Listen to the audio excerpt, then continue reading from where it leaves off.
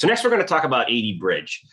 As Charles just touched on there, within looking at the universal policy views, one of the things that is possible as part of the solution set is the ability to extend policy into areas not previously done. And in this case, both the Linux and Mac OS.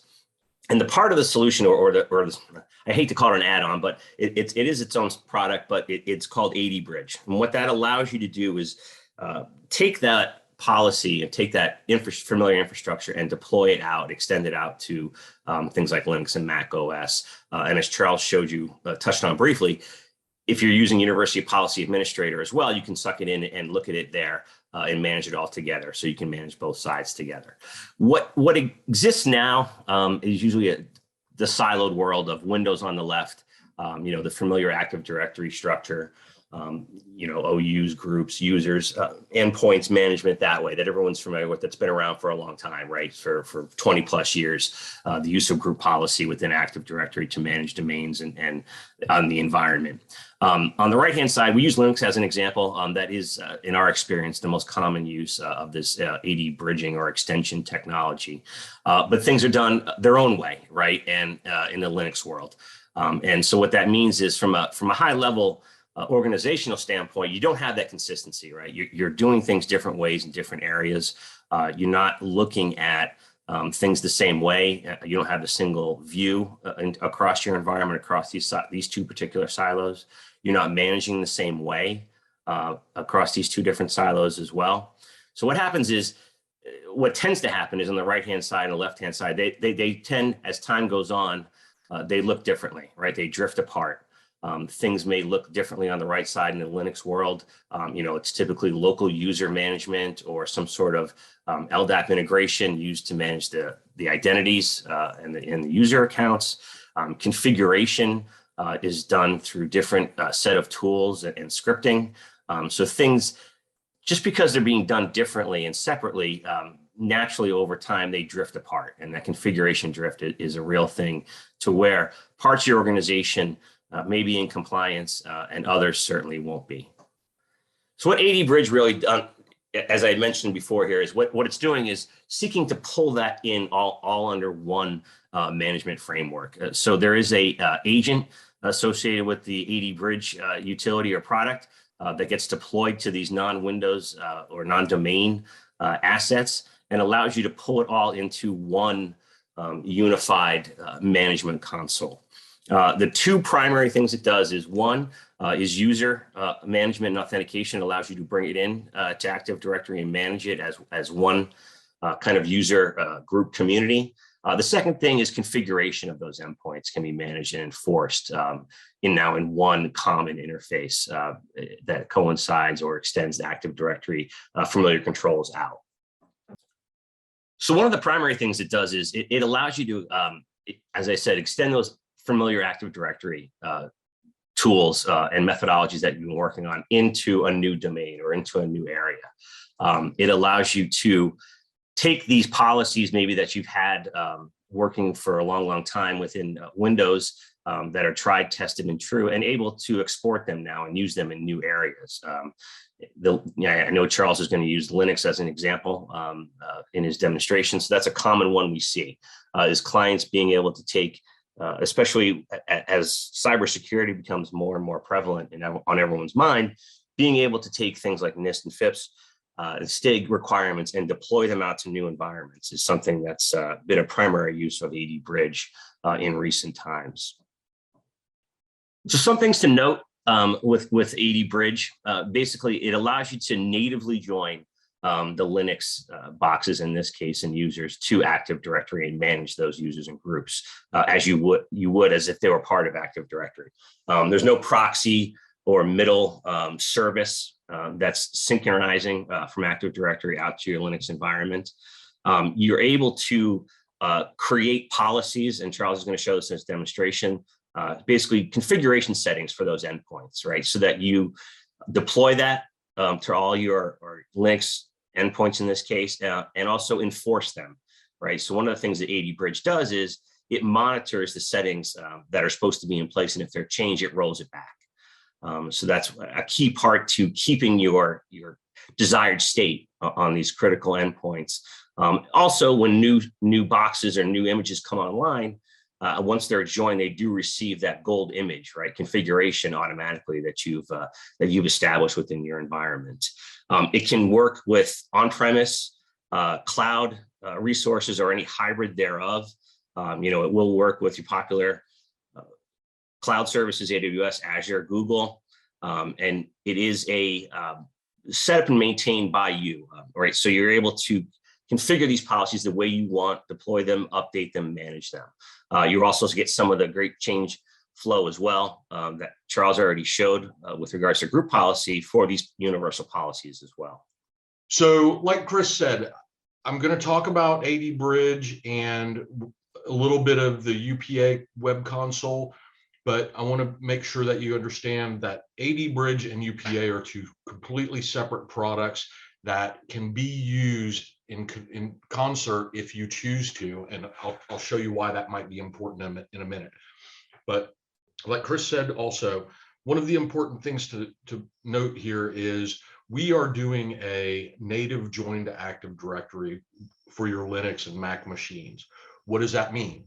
That means when I go add my AD Bridge agent on my Linux machines or my Mac machines, I have objects, the objects within AD that represent these machines. So now I can create policies and treat these like native AD resources. The first part of AD bridging, anybody who's heard of AD bridging before knows what this is. This is really what the standard of AD bridging is, and that is identity management. Getting rid of local users and having the ability to manage the users in Active Directory for your Linux machines. So real quick, what I'll show you is I've got my users, and here I've got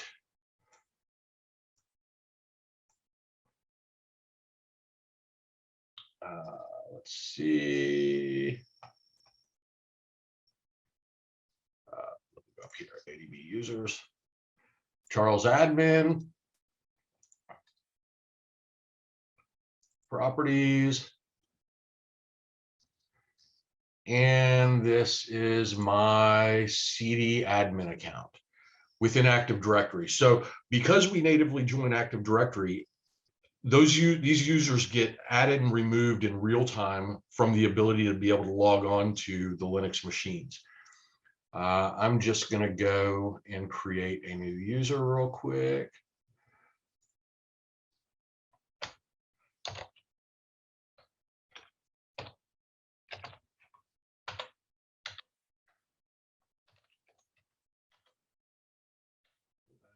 And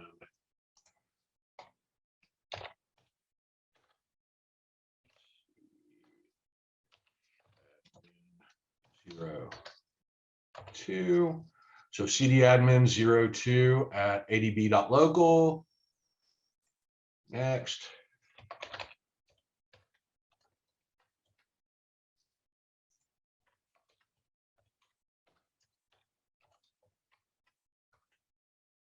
I'll not make it change passwords. Finish.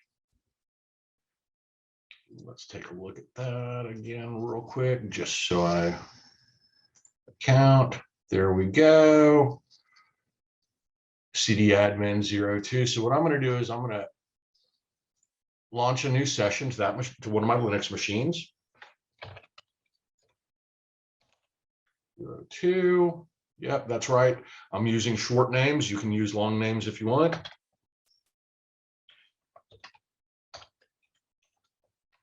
And you can see it's telling me use my AD credentials. And now you can see I'm in as that user. I do an ID, and you can see it'll show me CD admin as a domain user. So real time, I delete that user. I can no longer get in real time. I'm able to manage my users across my Linux machines. So I'm going to exit out of there real quick. And that is the part of AD bridging that most people are familiar with. Well, where it gets really interesting with our AD bridge, and Chris touched on this a little bit, is we also give you the ability to manage policies, not just user policies, system configuration policies. What does that mean? So you can see when I go into my domain, I have my OU structure here, my Linux machines. I have my cloud Linux and my on-site. And in cloud, I've got my AWS machines, my Azure machines, my Google machines. I can manage machines no matter where they reside. And I can manage them using group policies. Or in a minute, I'll show you that can be universal policies. And the way that works is I've got my OU structure for my devices, for my Linux machines. It could be Mac as well, or non-domain joined Windows. And I've got a global firewall policy. So that's at the top level OU. That's going to get applied to every machine that goes into the OU structure, just like Active Directory works today on Windows. And then I go down and I've got my different policies based on the, for me, the way I structured my OUs is where they're located. So what does a policy for Linux machines look like? I will show you real quick with my global firewall policy.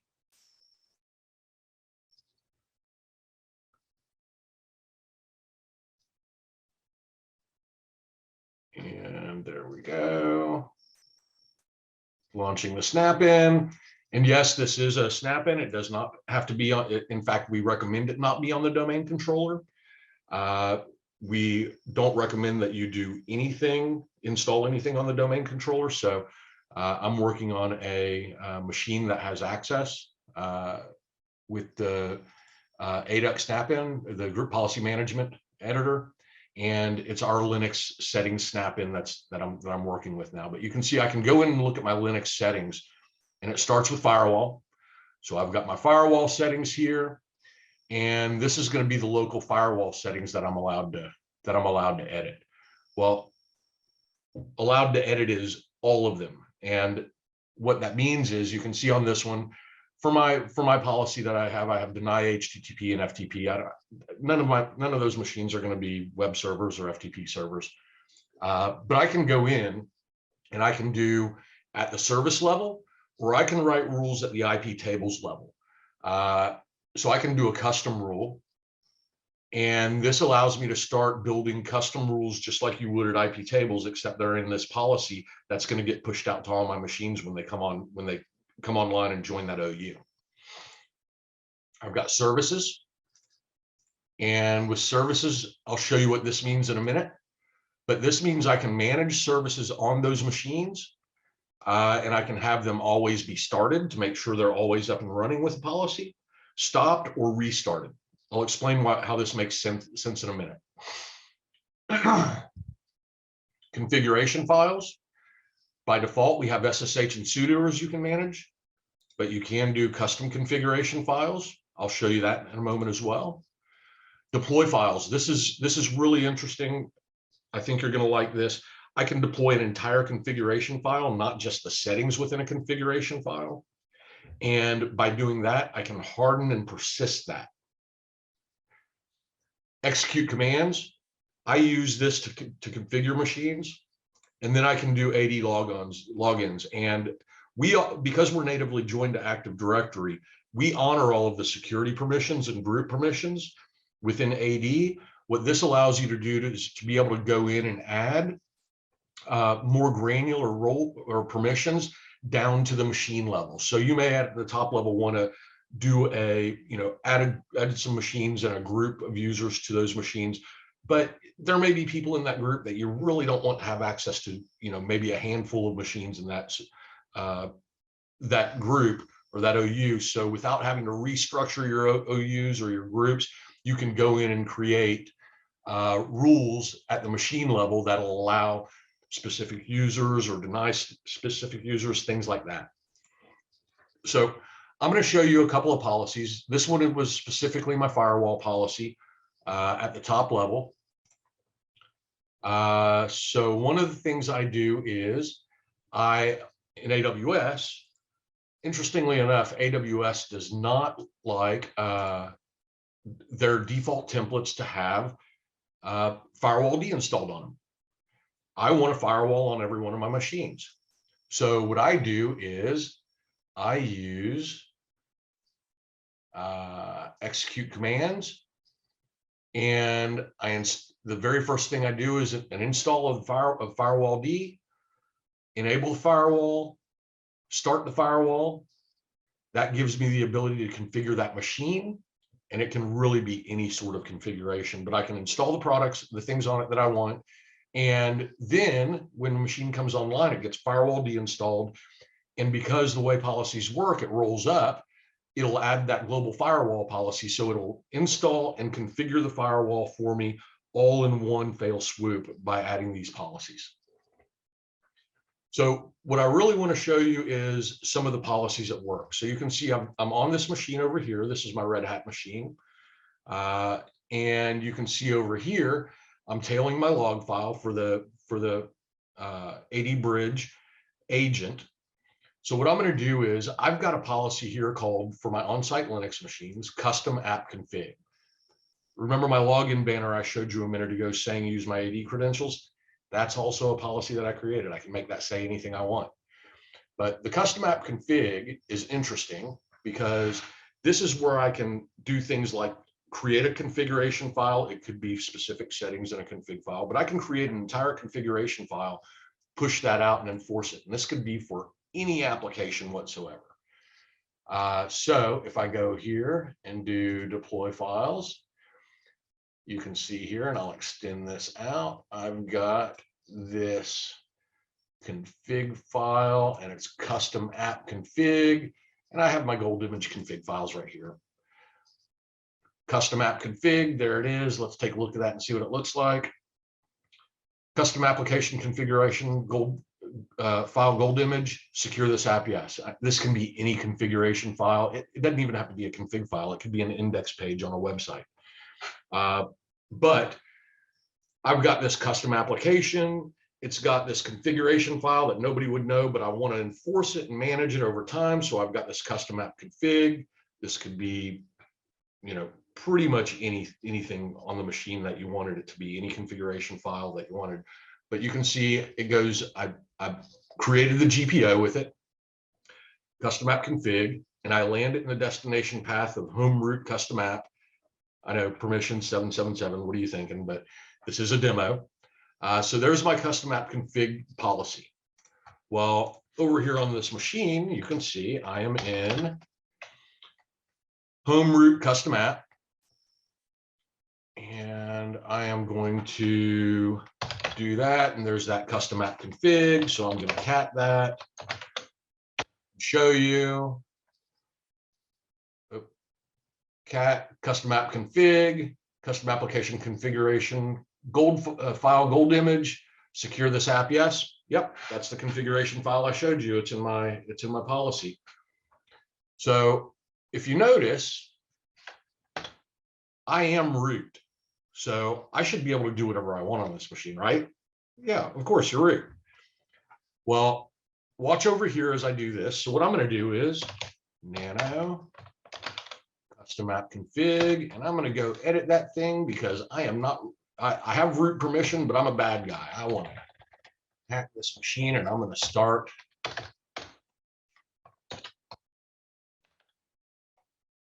editing things and giving myself access to anything I want. So exploited, that'll show them. And I'm going to save that. Yes. Save it as custom app config. Yep, I want to do that. But over here, you can see in my tailed log file, my file watcher said that something's happened. What? Something changed on my home root custom app config file. Wait a second. This actually can be sent out. We do have the ability to tie in with SIMs. So this could be an alert that your security team gets on their SIM system. So they can see immediately that this somebody's gone in and started violating a security policy. We do have customers that use these to configure, as Chris said, the STIG requirements for NIST FIPS. If someone has root access and goes and tries to violate the NIST FIPS configuration, let me just show you real quick before it changes. It's been exploited. over here, what's happening is I've just violated a security policy. A warning's been sent to my security team, but what's happening in the background is we are checking Active Directory to see if there are any new GPOs. We're going to make sure we have the latest GPOs for the entire system. So we're going to put that, not just that one config file, but the entire machine back to its desired state, because we know some of security policies have been violated. We don't know what else has been violated. So we're going to roll the machine back and reapply all of these policies within 60 seconds. So you can see it went through, reapplied all of my GPOs. I go over here and cat that file again, and you can see that that config file has been rolled back to its desired state, the gold standard for that machine. So if I go here and show you how that works, when I created this policy, I selected to enforce settings and maintain a local cache. The enforce settings means we're going to monitor, and if someone tries to violate this policy, we're going to roll it back to the desired state, even if that person is root. The maintain local cache, that means in the event that the domain controller is offline and I can't check for updated policies, I will apply the last known good gold standard policy, because we store those in an encrypted database on the machine, and we can pull those and reapply those even if the DC is offline. So this is AD Bridge kind of at a high level, and I can see already, I can see through the internet that I've got Linux people and Windows people going, yeah, but there's no way us Windows guys are going to give the Linux guys administrator rights into group policy, and the Linux guys are saying there's no way I'm going to work within Active Directory and work on group policy objects. That's not how I build policies for Linux. That's where AD Bridge and UPA come together, or at least the UPA web console. So I showed you this. I'm going to log in real quick. If you have an environment where your Windows team and your Linux teams are basically walled off from each other and aren't able to, for whatever reason, work together in a shared environment, that's fine. We've got you covered there as well, because I can go in and work with my policies. And just like we showed you in UPA, I can go in, and I'll just cancel that. I'll show you one of mine here. So I will go.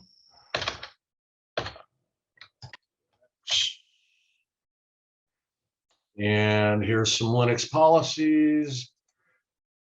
There's a Linux policy. I have no settings in that one. Let's see, config file settings. There we go. Policies 3. And you can see I can go in.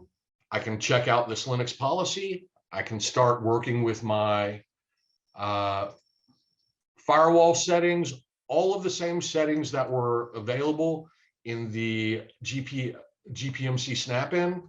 I can now not give my Linux guy, for you Windows guys, not give my Linux guys administrative access to Active Directory or group policy to be able to work with policies. You Linux guys, you never even have to mess with Active Directory. You can manage your policies all within this web console. So that's AD Bridge and how we not only do the authentication piece that you're probably familiar with, but we bring so much more with the ability to manage, monitor, and enforce policies across your Linux assets, both on-prem and in the cloud.